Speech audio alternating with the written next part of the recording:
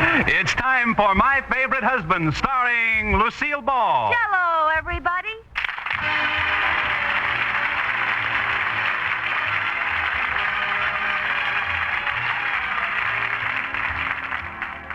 Yes, it's the Gay Family series, starring Lucille Ball with Richard Denning. Transcribed and brought to you by the Jell-O family of Red Letter Dessert. J-E-L-L. Oh, the big red letters stand for the Jell-O family. Oh, the big red letters stand for the Jell-O family. That's Jell-O. Yum, yum, yum. Jell-O pudding. Yum, yum, yum. Jell-O tapioca pudding Jeffrey. And now Lucille Ball with Richard Denning as Liz and George Cooper, two people who live together and like it.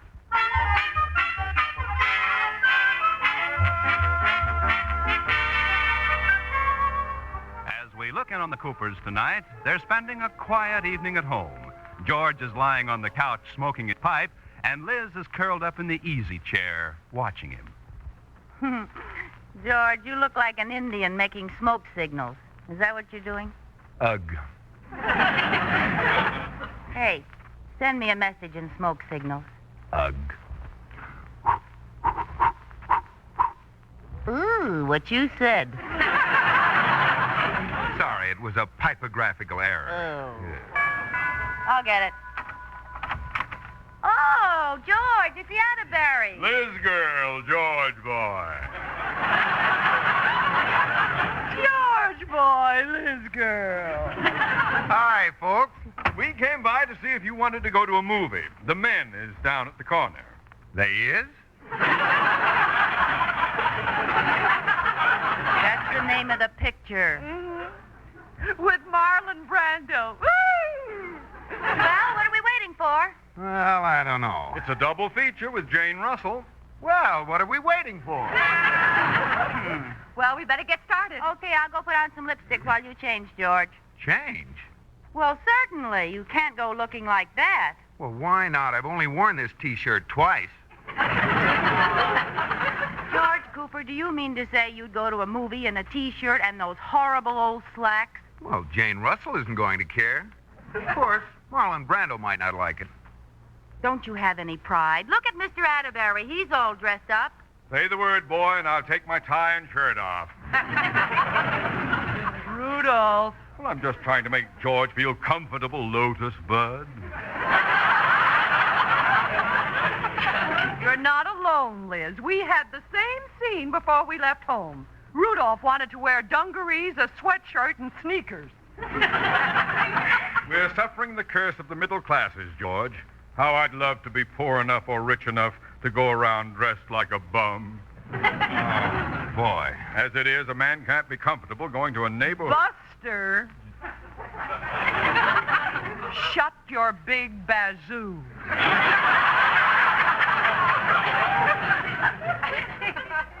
Buster? Look, we're wasting valuable time. George, I'm not stepping out of this house with you in that outfit. Well, if we were going dancing, I'd say you had a point. But who's going to see me? I get in the car, drive down there, sit in a movie for 2 hours, get in the car, and drive home. And suppose we have an accident? Oh, my Aunt Fanny. Suppose we hit another car and you're knocked unconscious? How will that picture look on the front page of the newspaper? You stretched out in a T-shirt. Yeah, boy, she's right. Suppose they took you to the hospital. What self-respecting surgeon would operate on you in those clothes? I didn't think of that. The blood would clash with these green slacks. You're both terribly amusing. George, are you going to change your clothes or are we going to stay home? Sounds like she means business, boy. Yeah, I know that tone. Well, come along, Mr. Atterbury, and help me pick out something. I can't decide whether to wear my chartreuse velveteen or my pink taffeta. Oh, may I?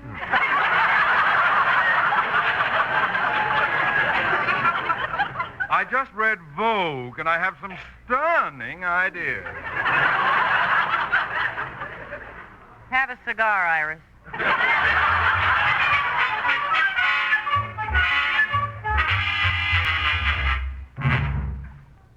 There. You think this tie and shirt will pass inspection? Oh, yes, yes. Liz would be proud to have you in an accident looking like that. Oh, I hate ties. Oh, me too. Once I had the bright idea of painting a dark stripe down my chest. Did you try it? Yep. Did it work? Yep. Too well. Too well. Iris put a stick pin in it.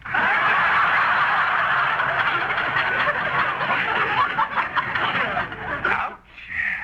You know, before we were married, Iris loved my baggy tweeds and open shirts. Today, I wear the same outfit, and I'm a sloppy crumb bum. Come on, crumb bum. The girls are waiting. Wait a minute, boy. I have an idea. They want us to be dandies. Let's be dandies.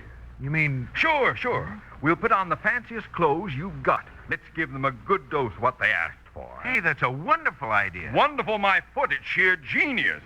Let's look in your closet. We'll find something here. Yeah, let's... Oh, blue jeans, torn slacks, sweatshirts, old flannel bathrobe. Gad, what a wonderful wardrobe. Thanks. It's taken me a long time to collect it. Here, what's this? A tailcoat and striped trousers. Oh, yeah. I wore those to my cousin's wedding 6 years ago. Oh, these will be perfect for you. Put them on. Wear them? Sure, and I'll... Here. I'll wear a pair of your golf socks and stuff my trousers inside so they look like knee bridges. Take this lace doily off the nightstand and pin it at your throat. Yeah. And I'll tuck this silk hanky in my sleeve.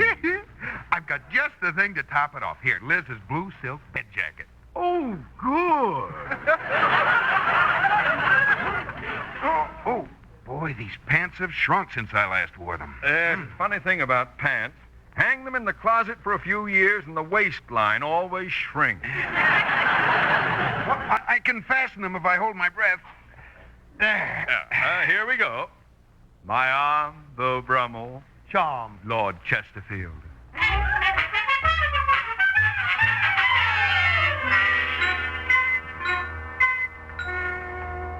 What are they doing up there, Liz? How long does it take George to put on a shirt and a tie? I don't know. George, what are you doing up there? We'll be right down, honey. I don't know what's taking so long. Maybe he's having trouble getting those old pants off without breaking them. He's really attached to those pants, isn't he? Well, sometimes I think it's vice versa.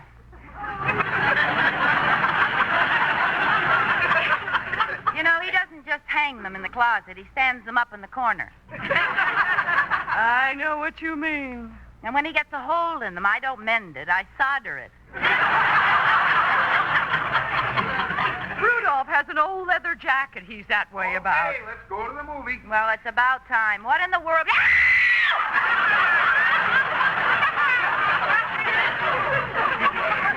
Oh, no! Rudolph, what do you think you're doing? George, be a lamb and see if my stocking seams are straight, will you? What matter, my lord? We're only going to a movie. But I might swoon in the lobby. I'd hate to be carried to the powder room with a crooked stocking seam. Very funny, fellas. Ha ha. Rudolph, get out of that ridiculous outfit. Now, we'll be late, George. Go up and get dressed. But I am dressed. Don't you see? With this morning coat and striped pants, if we get in an accident, I can be my own pallbearer. If you don't go change your clothes, you're going to need one. Now, go get dressed. Does anyone have any snuff? I haven't had a good pinch all day.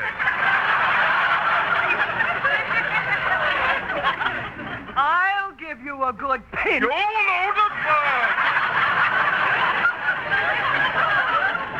Now, wait a minute. I'm confused. When I'm not dressed up, you don't like it, and when I am dressed up, you don't like it. Well, I'm not going with you dressed like that. Can I wear my T-shirt and slacks? Oh, all right. I'll take off my tie and go in my shirt sleeves. Go in your underwear, but hurry.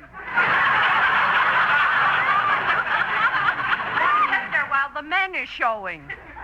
Come on, boy. Okay. Oh, my pants! There'll be a small delay, Iris. One of the men is showing more than the other.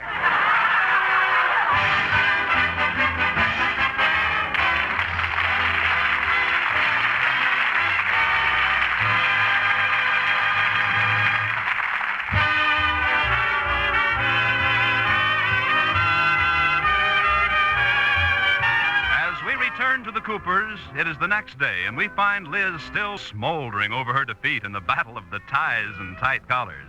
She's pacing up and down the living room, working out her frustration and trying a plan of revenge.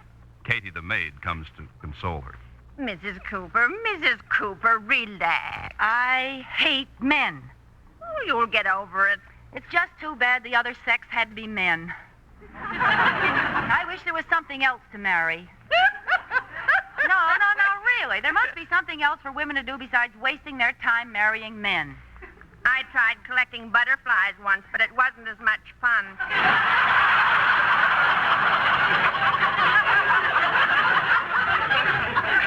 Forget it, Mrs. Cooper. Men are like that. Well, my man isn't going to be. If I could only get rid of all of his old clothes and get him to start fresh, I'd get rid of his old clothes. Hey! Come on, Katie. I'm going to make someone very happy. Who, Mr. Cooper? No, the old clothes man. I'm going to take all of George's old clothes and give them away.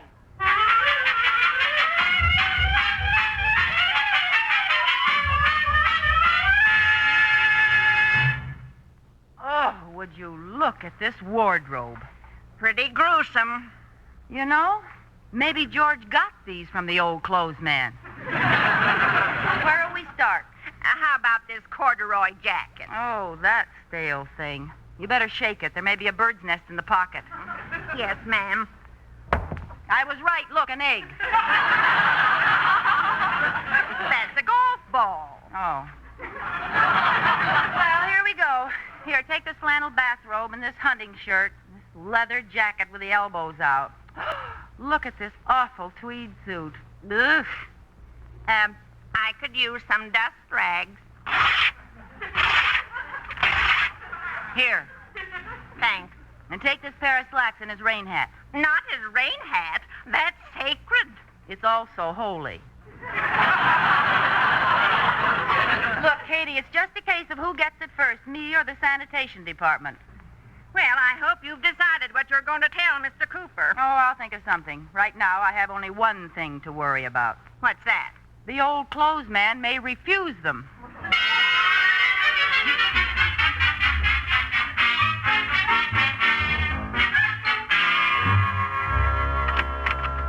Busy, Mr. Atterbury? No, come in, George boy. I was just warmly remembering the great victory we won last night. Yeah, I think we taught them their lesson. Yeah, I think so.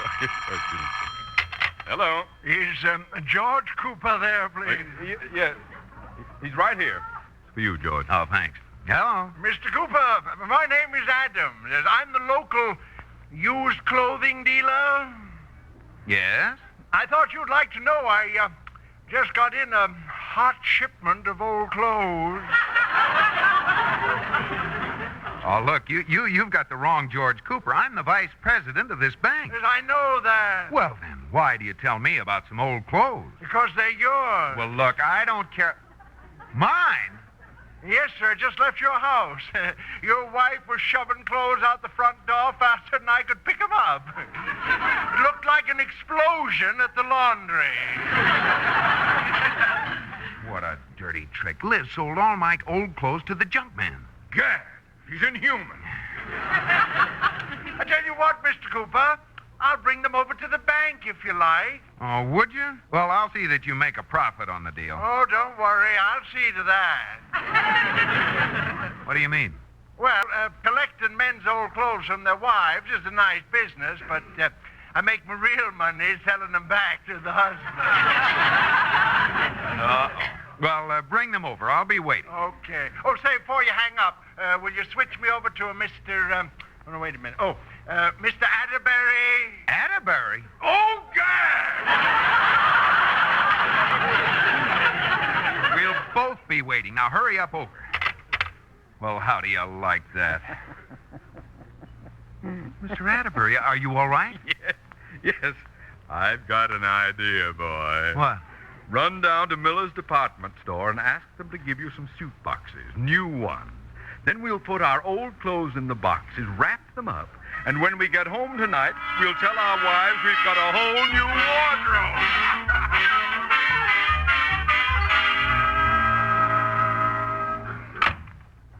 Yoo-hoo, honey, I'm home. Oh, hi, George. How's my little husband tonight? Ooh, what's in all those boxes? It's a sort of a surprise. Miller's department store.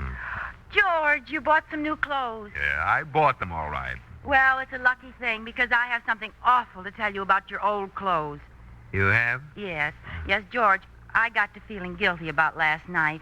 After all, if you want to wear old clothes, I should let you. Yes.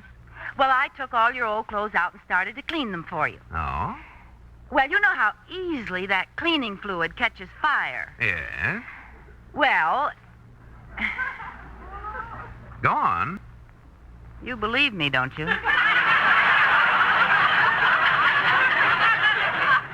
Oh, yes. Well, then I'll go on.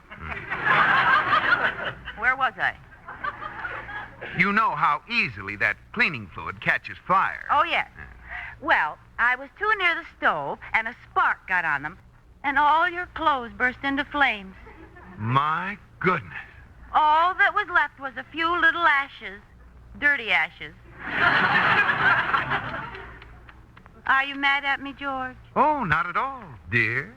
That's the kind of thing that would happen to anyone. Oh, you're wonderful, George. Here, let me show you what's in these boxes. Okay. There. Ooh. Well, what do you think? They sure did a good job of sewing those ashes back together.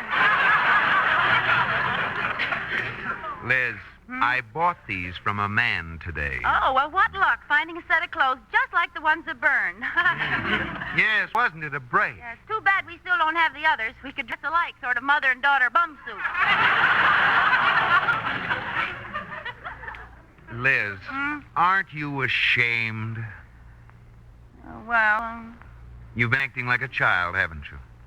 well, as long as you're being big about it, I guess I can, too. It was a dirty trick, and I was childish. Now, if you act that way, then I'll have to treat you according. Come here, Liz. What are you sitting down for? Over my knee. You wouldn't dare. Oh, wouldn't I? Come here. Oh, if you spank me, I'll tell Mommy. Oh, that doesn't work anymore, does it? No, it doesn't. Now, George, don't. Oh, this is going to hurt me more than it hurts you. Oh, George, don't. Ouch. Now, you stop it.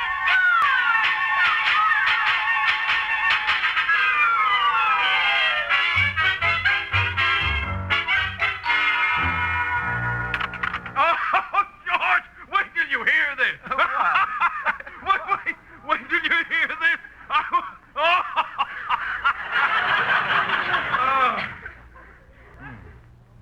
I'm waiting. Oh, I haven't told you yet. Oh. Iris and Liz will die. The Retail Merchants Association has chosen the best-dressed men in town. And who do you think came in 1, 2? Not Yes, those sloppy crumb bums, Atterbury and Cooper. Oh, it couldn't have come at a better time. What a coincidence. I wonder how they happened to choose us. Well, why do you think? Because of our tasteful wardrobe, our impeccable grooming, and the fact that I'm chairman of the choosing committee. Oh,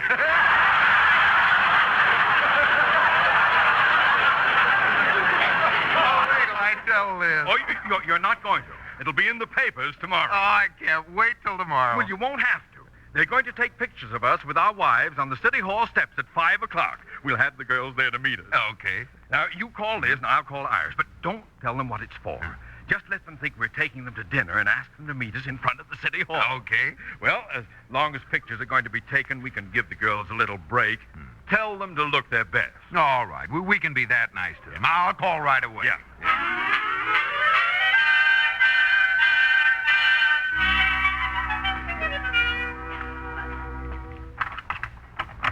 Come on in, Iris. All right. Oh, Mrs. Cooper, I'm so glad you're home. You too, Mrs. Atterbury. What's the matter? Well, your husband's called and said to meet them for dinner. Oh? It's something that came up at the last minute, and they want you to meet them in front of the city hall, and they said to be sure and look your best. How do you like that, Iris? The eternal males. When we want them to look nice, they won't do it. But now that it's important to them, they say, be sure and look your best. Yes. Yeah. So what? So, what are you going to wear to dinner? Well, my new green satin I bought today. What are you going to wear? George's blue jeans and a sweatshirt. Huh? Topped off with sneakers and his old rain hat. Oh, do you dare? Iris, this is our big chance to get even. Are we going to blow it? Oh, I'll run right home and get into one of Rudolph's tacky outfits. You don't need to. George's closet is a place where old clothes go to die. Now, you can wear his old fishing pants. They're just horrible. And his checkered cap and a sweater that's so old it has mending on the mending. Sounds very chic. Yeah. And I know just the thing to top it off. A hideous hand-painted tie. It's blue with an orange eagle flying over a purple tree. What a monstrosity. Wait till you see it. I already have. We gave it to him for Christmas.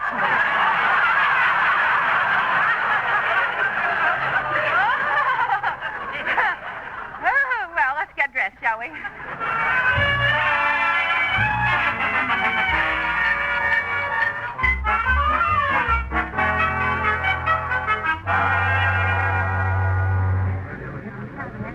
I wonder what's keeping Liz and Iris. Oh, they're probably home primping. After all, we told them to look their best.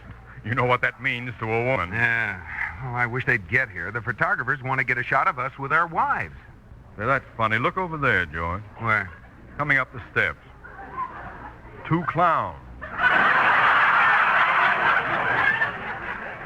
I didn't know there was a circus in town. They're not clowns, they're bums. Look at the rags they're wearing, that checkered golf cap. And did you ever see such a shapeless hat? Never. George! Rudolph! Oh, God! Iris, quick, boy, through the lobby and into the elevator. Oh, the elevators don't work this late. Don't quibble! Open the doors and jump down the shaft!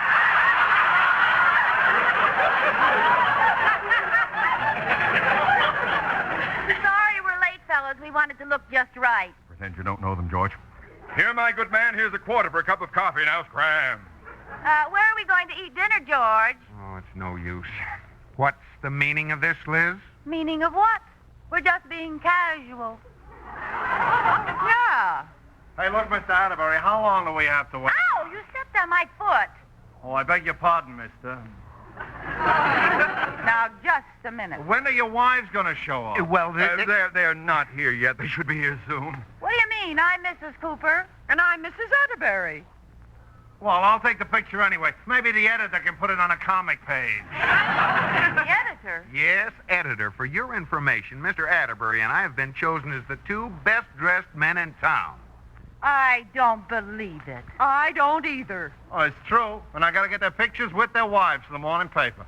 Oh. Okay, everybody, a big smile. Don't now. you dare take that picture. We'll go home and change our clothes. Yeah, you can get a picture later. You up there with that big camera. Don't you take any pictures for your paper either. Oh, he's not with the paper. Well, then what's he doing? Tell him not to take our picture. It's a little late, Liz. Yeah.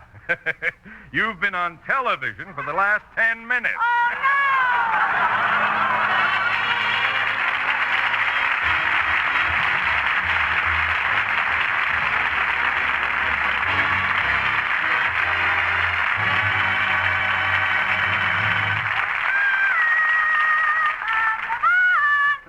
Yes, Lucille, what's on the docket for tonight? Tonight, Robert, to start the new season, I am a shy young country girl, a beautiful little flower visiting the city for the first time. And I'm the city slicker. Right. Take it away, Wilbur.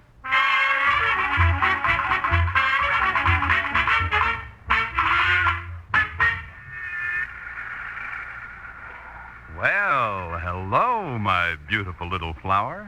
Hello there.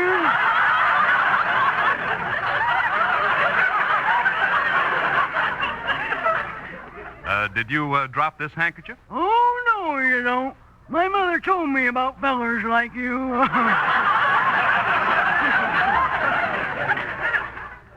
She did. Yep. Why do you think I dropped my handkerchief?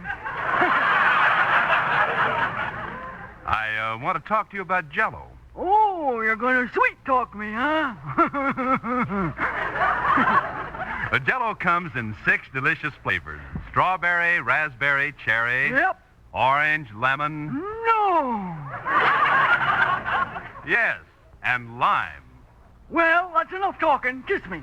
Now, look, there'll be none of that until I finish talking about Jell-O. Oh, gonna play hard to get, eh? Come here, you. Put me down. Oh, shucks. There. Now, where was I? Up here.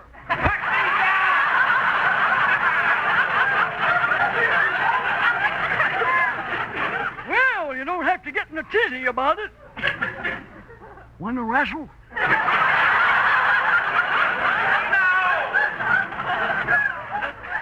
Now, may I finish? Proceed. Jell-O makes you think of the real ripe fruit itself. No. Yes. Itself. Yes. So look for the big red letters on the box. J-E-L-L-O. Right. What does that spell? I don't know.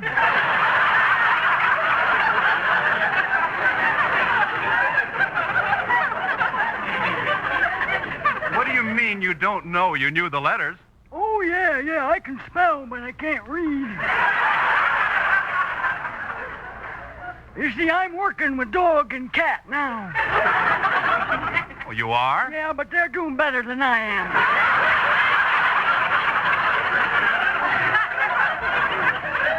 Well, when you learn to read, you'll find that Jell-O is wonderful It is.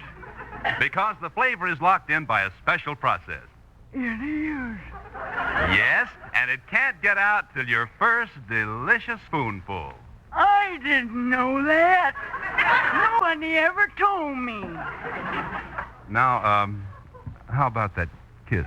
Oh, no. Jell-O sounds better to me now. Good night, Bob.